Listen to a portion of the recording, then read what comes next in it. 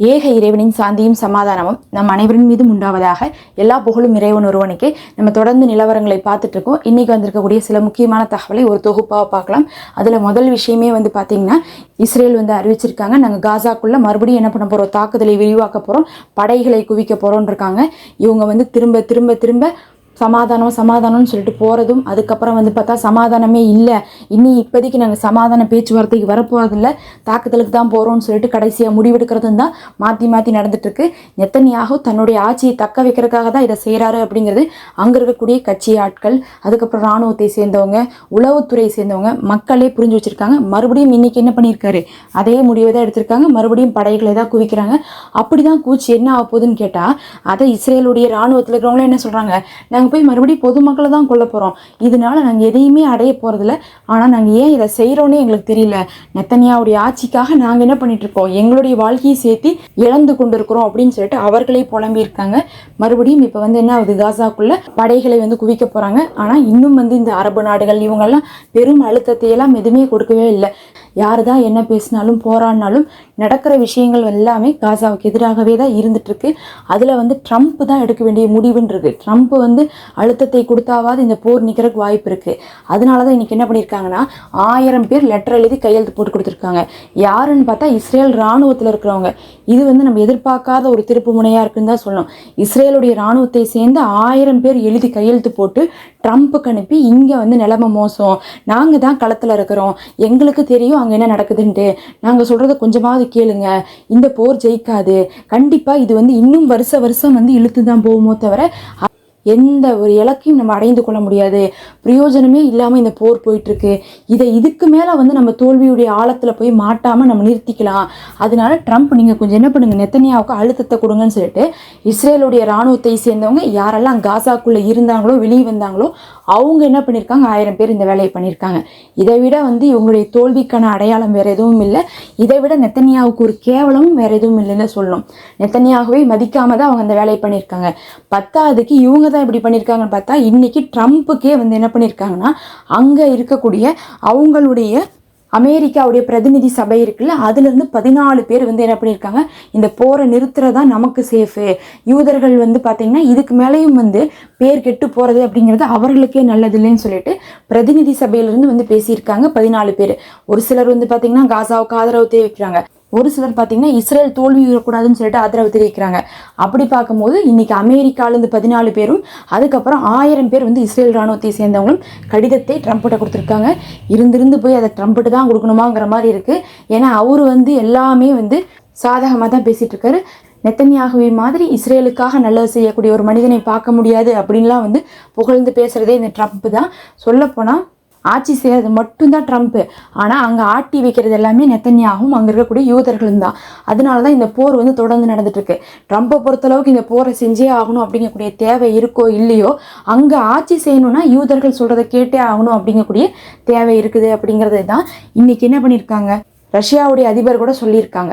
இதெல்லாம் எப்படி நடந்துட்டு இருந்தால் காசாக்குள்ளே என்ன நடந்திருக்குன்னு கேட்டிங்கன்னா, நேற்றும் பார்த்திங்கன்னா கடந்த 24 மணி நேரத்துக்குள்ளே 80க்கும் அதிகமானவங்க இறந்துருக்காங்க, 480க்கும் அதிகமானவங்க படுகாயமடைந்திருக்காங்க.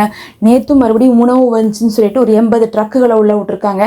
அதில் சொல்கிறாங்க ஒரு 70 ட்ரக்காவது அந்த அபு சபாப் அப்படின்னு சொல்லக்கூடிய அந்த துரோகியை செட் பண்ணி கடத்த சொல்லிட்டாங்க. அந்த ஆள் என்ன பண்ணிட்டான், கடத்தி கொண்டு போய் இஸ்ரேல் இராணுவத்து கையிலேயே கொடுத்துட்றான். உள்ள வருது 80, ஆனால் மக்கள் கைக்கு போகிறது ஒரு 10 கூட கிடையாது. அந்த 10 போய் வாங்க போனவங்கள 100 பேரை சுட்டிருக்காங்க. அதில் தான் பார்த்திங்கன்னா 100 பேர் இறந்துருக்காங்க, 500 பேர் படுகாயம் அடைஞ்சிருக்காங்க. என்னத்தை சொல்கிறதுனே தெரில. அவங்க சொல்கிறாங்க 1% மக்களுக்கு கூட அங்கே இருக்கவங்களுக்கு உணவு வரலைன்னு சொல்லிட்டு அவங்க சொல்லும் போது இன்னும் அவங்க ரொம்ப கஷ்டப்பட்டுட்டு தான் இருக்கிறாங்க. ஆனால் ஒரு வாரமாக உணவு போகுது, வானத்துலேருந்து போகுது, பூமியிலிருந்து போகுது, தரை வழியாக போகுது, தண்ணி வழியாக போகுதுன்னு சொல்லிட்டு அடுக்கடுக்காக விஷயத்தை சொல்லிகிட்டே இருக்கிறாங்க. ஆனால் பார்த்திங்கன்னா அந்த மக்களுக்கு போச்சான்னு கேட்டால் அந்த மக்களுக்கு போகல. அந்த மக்கள் ரொம்ப இன்னுமே கஷ்டப்பட்டு கொண்டு தான் இருக்கிறாங்க. அதில் அங்கே இருக்கக்கூடிய மருத்துவர்களுடைய நிலைமை இன்னும் மோசமாக இருக்குது. 24 முக்கியமான மருத்துவர்களை பிடிச்சி ஜெயிலில் போட்டாங்க. 24 மருத்துவர்கள். 24னா எவ்வளோ பெருசுன்னு நினச்சிக்கோங்க.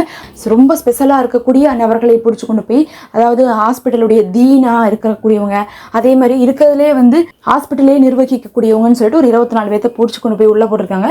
அந்த 24 பேர்த்தையும் படுத்தாத பாடு இல்லைன்னு தான் சொல்லணும். நிறைய சித்திரவதை பண்ணாங்களாமா. இன்றைக்கி கூட வந்து லாயர்லாம் போய் பார்த்துட்டு வந்து சொல்கிறாங்க, அங்கே வந்து அவங்களுக்கு கரண்ட் ஷாக்லாம் கொடுக்குறாங்க. அவங்களுக்கே என்ன அவனு பைத்தியம் பிடிச்சிடணும், இனிமேல் அவங்களால காசாவுக்கு எந்த ஒரு மருத்துவமும் கிடைக்கக்கூடாதுங்கிறதுக்காக அவர்களுக்கு தொடர்ச்சியாக கரண்ட் ஷாக் கொடுக்குறாங்க, அடிக்கிறாங்க. கை காலை வந்து விலங்குகளை கட்டி வச்சிருக்க மாதிரி சங்கிலி போட்டு கட்டி வச்சுருக்காங்க. அவர்களுக்கு மென்டல் ஸ்ட்ரெஸ்ஸு, ஹெல்த் ஸ்ட்ரெஸ்ஸு, சாப்பாடு கொடுக்காம அவர்களை இருட்டறையில் வச்சு படுத்தாத கொடுமைகளை படுத்திட்டு இருக்காங்கன்னு சொல்லிட்டு அறிவிச்சிருக்காங்க. இதே கொடுமை தான் பல வருஷமாக நடக்குது. இன்றைக்கி நேற்று கிடையாது, பல வருஷமாக நடக்குது. அவர்களெல்லாம் என்ன பண்ணுறாங்க, இப்படியே தான் பண்ணிகிட்டு இருந்தாங்க. அதில் கொந்தளிச்சு போய் தான் என்ன பண்ண ஆரம்பித்தாங்க, இப்போ போருக்கே வந்திருக்காங்க. அப்படி இருக்கும்போது இவங்கெல்லாம் வெறும் மருத்துவர், எதுவுமே இல்லை. அங்கே இருக்கக்கூடிய அப்பாவிகளுக்கு மருத்துவத்தை செஞ்சதுக்காகவே இப்படி கூட்டிகிட்டு போய் இஸ்ரேல் ராணுவம் செய்கிறாங்கன்னா இவங்க எவ்வளோ பெரிய சைக்கோவான ஒரு இராணுவமாக இருப்பாங்கன்னு யோசிச்சுக்கோங்க. எல்லாமே அவங்களை பொறுத்தளவுக்கு போராளிகளை வந்து டார்கெட் வைக்கிறாங்களோ இல்லையோ, பொதுமக்களை அழிக்கிறதுக்கான டார்கெட்டை தான் வச்சுருக்காங்க. அதுக்கு தகுந்த விஷயத்தை தான் அவங்க செஞ்சிட்ருக்காங்க. வீட்டை அழிக்கிறது, மருத்துவமனை அழிக்கிறது, மருத்துவர்களை அழிக்கிறது, டீச்சரை அழிக்கிறது, சயின்டிஸ்ட் அழிக்கிறது, ஸ்போர்ட்ஸ் பர்சனை அழிக்கிறதுன்னு சொல்லிட்டு குறி வச்சு அங்கே யாரெல்லாம் இருக்காங்க. அதில் ப்ரெஸ் மெம்பர்ஸ் பாவம், அவங்களும் வந்து பார்த்திங்கன்னா 100கணக்கான பேர் இறந்துருக்காங்க. அத்தனை பேர் இறப்பாங்கன்னு தெரிஞ்சு கூட அங்கே வந்து ப்ரெஸ்ஸுடைய வேலையை செய்கிறாங்கன்னா அதுவே எவ்வளோ பெரிய ஷஹீதுடைய அந்தஸ்து பார்த்துக்கோங்க. ஏன்னா அவங்க குடும்பத்தோடு வந்து தங்கியிருக்கக்கூடிய கூடாரத்தில் தாக்கப்படுறாங்க. எத்தனையோ ப்ரெஸ் மெம்பர்ஸ் அவங்களுடைய குழந்தைகள், பிள்ளைகள், மனைவி மக்கள்லாம் இறந்ததை அப்படியே வந்து வீடியோ பிடிச்சி போடுறாங்க. அப்படி கதறி அழுகுறாங்க. நம்மளால் பார்க்கவே முடியாத அளவுக்கான கொடுமைகள் காசாக்குள்ளே நடந்துட்டு தான் இருக்குது. அப்படி நம்ம அங்கிருந்து எங்கே போயிடலான்னு பார்த்தீங்கன்னா, ஈரானுக்கு இன்னைக்கு பாகிஸ்தான் ஆதரவு கொடுத்துருக்காங்க. எதுக்குன்னா, அணு ஆயுதத்தை நீங்கள் உற்பத்தி பண்ணுங்கள், அதுக்கு நாங்கள் உங்களுக்கு சப்போர்ட் பண்ணுறோம், நீங்கள் ஒரு நியாயமான ஒரு கொள்கை தான் வச்சுருக்கீங்க, உங்களுக்கு வந்து பார்த்திங்கன்னா பாதுகாப்பு முக்கியம், அதனால தான் நீங்கள் அணு ஆயுதத்தை செய்கிறீங்கன்னு தெரியுது. உங்களை வந்து என்ன பண்ணுறாங்க, அதை செய்ய விடாமல் அமெரிக்காவும் இஸ்ரேலும் போர் செஞ்சாங்க. இதெல்லாம் வந்து நியாயமே கிடையாது. பாகிஸ்தான் உங்களுக்கு பின்னாடி இருக்கும். அதே மாதிரி தான் வந்து பாலஸ்தீன் விஷயத்துலையும் பாகிஸ்தான் இருக்கும் அப்படின்னு சொல்லியிருக்காங்க. ஆனால் பாகிஸ்தான் விஷயத்தை நம்ம நம்பலாமான்னு கேட்டிங்கன்னா, இப்போ கொஞ்ச காலமாக பாகிஸ்தான் வந்து அமெரிக்காவுக்கு கொஞ்சம் அடிமையாயிட்டாங்கன்னு தான் சொல்லணும். கொஞ்ச நாளாக வந்து அவரு தான் சொல்லிட்டு இருந்தார், ட்ரம்ப்புக்கு வந்து என்ன பண்ணுங்க, நோபல் பிரைஸ் கொடுங்கன்னு கெஞ்சி கேட்டுட்டு இருந்தவரே பாகிஸ்தானுடைய பிரசிடெண்ட்டாக தான் இருந்தார். இப்படி இருக்கக்கூடிய நேரத்தில் இவர் சொல்கிறதெல்லாம் நம்பலாமான்னு கேட்டால், வெறும் இவங்கெல்லாம் அமெரிக்காவுக்கு சப்போர்ட் பண்ணுறவங்க தான். அப்பப்போ எர்டோகான் மாதிரி என்ன பண்ணுவாங்க, இந்த பக்கம் ஏதாவது கண்டனம் அறிக்கைன்னு கொடுத்துப்பாங்களோ தவிர இவங்களெல்லாம் பெருசாக நம்புறதுக்கெல்லாம் ஒன்றுமே கிடையாது. இன்னும் சொல்ல போனால் ஈரானை தாக்குனாங்க பாருங்கள் அமெரிக்கா, அதுக்கு உதவியே வந்து பாகிஸ்தான்கிட்ட வாங்கியிருக்காங்க அப்படிங்கக்கூடிய தகவலும் வந்திருக்கு. அப்படிலாம் இருந்துருச்சு. இப்போ வந்து இவங்க திடீர்னு நல்லவங்களாகிறதுலாம் ஒன்றுமே இல்லை. அமெரிக்கா எல்லா நாட்டையுமே தங்களுடைய கண்ட்ரோல்குள்ளே வச்சுக்க ட்ரை பண்ணுறாங்க. ஏதோ ஒன்று பிடிச்சி வச்சுக்கிறாங்க. அதனால அவங்க பயந்து என்ன ஆயிடுறாங்க, அமெரிக்காவுக்கு சரணடைஞ்சிடுறாங்க. அந்த மாதிரி தான் வந்து எகிப்து இருந்துச்சு, ஜோர்டான் இருந்துச்சு, அதே மாதிரி துருக்கி இருந்துச்சு, இப்போது பாகிஸ்தானும் இருக்குது அப்படிங்கிறது தெரிய வருது.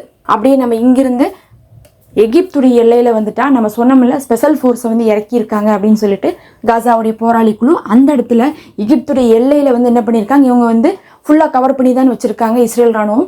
அந்த இடத்துல இருந்து அவங்களுடைய இராணுவ தளத்தெல்லாம் என்ன பண்ணியிருக்காங்க, நோக்கி தாக்குதலை நடத்தியிருக்காங்க. அதனால இஸ்ரேலுடைய இராணுவ தளங்கள் அடுத்தடுத்து வந்து பார்த்திங்கன்னா நிறைய தாக்குதலுக்குள்ளாக்கப்பட்டிருக்கு. இதுலேயும் வந்து குண்டு வச்சு வெடிக்கப்பட்டதாக சொல்கிறாங்க. குண்டு வைக்கிறதுனா வந்து போய் வச்சுட்டு வந்துருவாங்க பங்கர் வழியாக போயிட்டு, அதுக்கப்புறம் வெடிச்சிருக்கு. அப்படி பார்க்கும்போது இஸ்ரேலுடைய தளங்கள் நிறைய வெடிச்சிருக்கு. இது இன்னும் நெத்தன்யாவுக்கு பார்த்திங்கன்னா கவலையை கொடுத்துருக்கு. இதெல்லாம் தான் இப்போ வந்த முக்கியமான செய்தி. நம்ம அடுத்த ஒரு காணொலியில் சந்திப்போம்.